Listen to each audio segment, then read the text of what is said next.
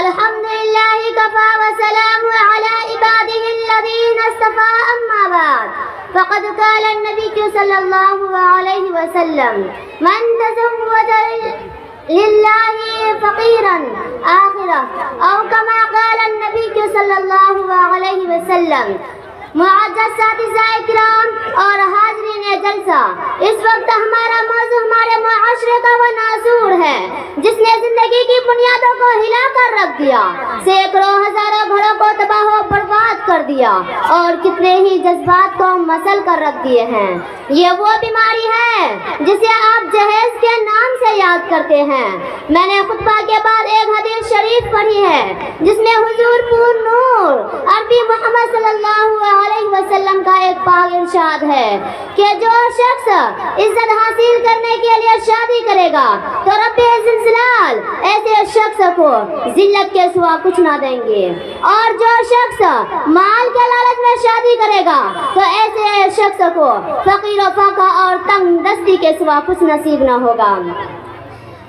محترم حضرات، آج اخبارات کے اندر خاص طور سے ہمارے معاشرے میں جہیز ایک ایسا ناسور بن گیا ہے جو عدمی ہتھیار سے بھی زیادہ خطرناک اور مہلک ثابت ہوتا جا رہا ہے. اس منحوس جہیز کے بنیاد پر اسلامی معاشرے کے اندر روزمرہ اخبارات کی رونق راز بن کر یہ چھپتی ہے کہ فلاں شوہر نے اپنے سسرال والوں سے اسکوٹر نہ ملنے پر اپنی بیوی کو موت کے گھاٹ اتار دیا، کہ فلاں شخص نے مزید جہیز کے مطالبات پورا نہ کرنے پر اپنی بیوی کو موت کے گھاٹ اتار دیا. عجب ماجرا ہے حضرات، دیکھیے کہ عجب ماجرا ہے حضرات، دیکھیے داماد مانگتا ہے خیرات، دیکھیے کہ داماد مانگتا ہے خیرات، دیکھیے. پیارے دوستو، اخبارات کی یہ رونق ابھی غیر کموہی کے بارے میں نظر آتی تھی، مگر افسوس سے افسوس رفتہ رفتہ اسلامی معاشرے کے اندر بھی یہ دباؤ پھیل چکی ہے. آج اخبارات کے اندر جہیز کے لیے بھیڑ چڑھنے والی کہیں فاطمہ، کہیں رضیہ، کہیں شبنم، کہیں فرزانہ اپنی اسلامی شریعت کے نام لیواؤں سے یہ کہہ رہی ہے کاش ہمارے اسلامی معاشرے میں بھی کتابوں اور وعظوں کے بجائے عمل میں آ جاتی. پیارے دوستوں اور اسلام کے نوجوانوں، عورت رب ذوالجلال کی جانب سے عطا کردہ وہ حسین تحفہ ہے جس نے انسان کی زندگی کو رعنائی بخشی. اسی عورت کے دم سے نظاروں میں خوبصورتی پیدا ہوئی، اسی معصوم کلی نے حضرت آدم علیہ السلام کی زندگی سے خوف و وحشت دور کیا. مگر ان تمام باتوں کے باوجود ظلم و ستم تاریخ شاہد ہے.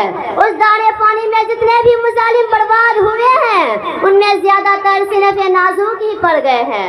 ان دردناک واقعات سے بھری پڑی ہے کہ کبھی حضرت مریم علیہ السلام کو دنیا والوں نے محتم کر کے جنگلوں میں چھان مارنے پر مجبور کیا، تو کبھی نمرود نے اپنی بیٹی کو ایمان لانے کی پاداش میں آگ میں ڈالا، تو کبھی عرب کے جاہل معاشرے نے لڑکیوں کی پیدائش کو اس قدر منحوس تصور کیا کہ ان کو پیدا ہوتے ہی زندہ درگور دیا جاتا تھا.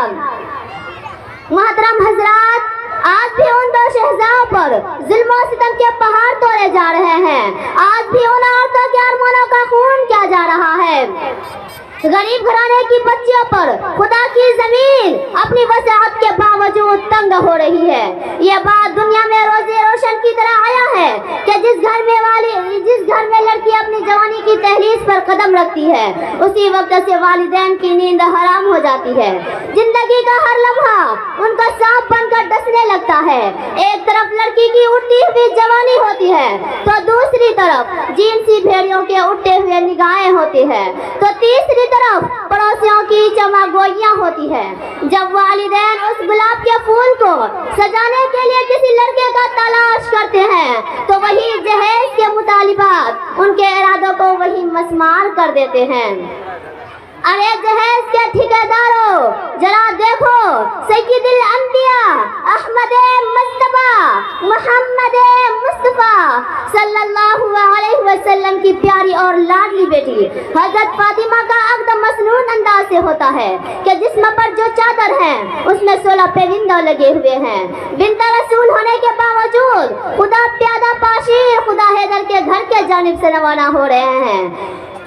जहेज में एक चक्की, 2 तकिया, 1 मटका पर मुश्तमिल सामान हजरत अली मुर्तजा को पेश किया जा रहा है। आज हम ये कहते हैं कि हमारा बेटा डॉक्टर है, हमारा बेटा इंजीनियर है, हमारा बेटा ग्रेजुएट है, हमारा बेटा पायलट है, हमारा बेटा टेलीफोन ऑपरेटर है। अरे औलाद पैदा करके जहेज के तमन्ना करने वालों, जरा कान खोल कर सुन लो। अगर तुम्हारा बेटा डॉक्टर है तो हजरत अली अमीरुल मोमिनीन थे। अगर तुम्हारा बेटा इंजीनियर है तो हजरत अली मुजाहिद थे। अगर तुम्हारा बेटा ग्रेजुएट है तो हजरत अली असदुल्लाह थे।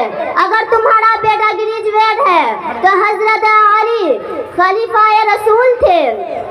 अगर तुम्हारा बेटा सियासत पैकर है तो हजरत अली सियासत वलायत थे।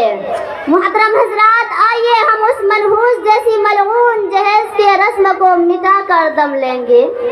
ये संग गिरा जो हायल है, कि ये संग गिरा जो हायल है, रस्ते से हटा कर दम लेंगे, कि रस्ते से हटा कर दम लेंगे। हम फूल भी हैं तलवार भी है, कि हम फूल भी हैं तलवार भी हैं, बातिल को मिटा कर दम लेंगे। वमा अलैना इल्लल बलाग।